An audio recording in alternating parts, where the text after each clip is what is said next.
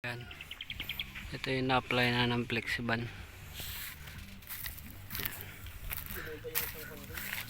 Sa mga batikan dyan ng nagpipintura, sa mga sanay gumamit ng Flexiban, paano po ba yung tamang pag-apply nito?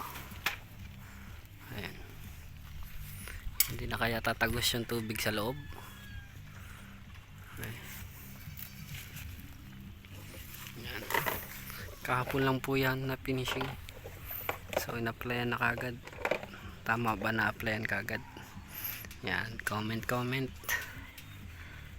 Yan. Let's go.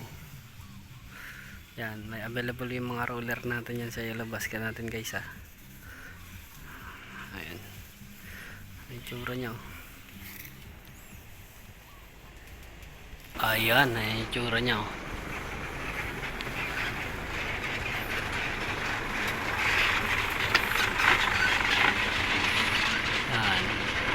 Hindi na kaya yung tatagos yung tubig sa loob pag umulan.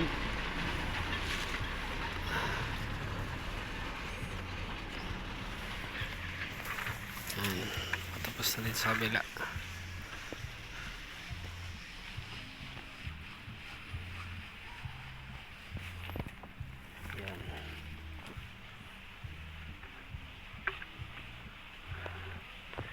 Yan. Flexiban po ito ng Boysen, ha.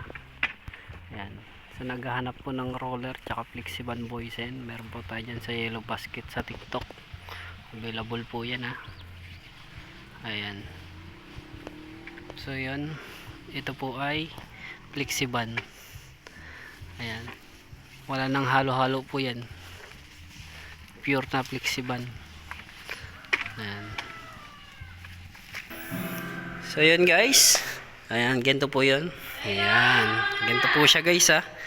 So ang ginawa kasi ng parents ko, ito kasi napanood niya daw sa YouTube, yung sabi niya ay ina-apply na kagad sa na-finishing para daw hindi tumagos yung tubig dito. Ito kasi yan, eh. So yan, sa mga magagaling na pintor po dyan, tama po ba yung napanood ng aking parents sa YouTube? Yan, ganun po ba? O may kailangan pang gawin para ihalo dito para mas talagang effective itong Boysen Flexiban natin? So guys, comment lang po dyan sa mga magagaling na pintor. Marami pong salamat sa magko-comment at sa mga magtuturo ng tamang gagawin. So yun po, salamat po sa inyong panonood. Salamat po sa inyong panonood. Ingat and God bless, guys.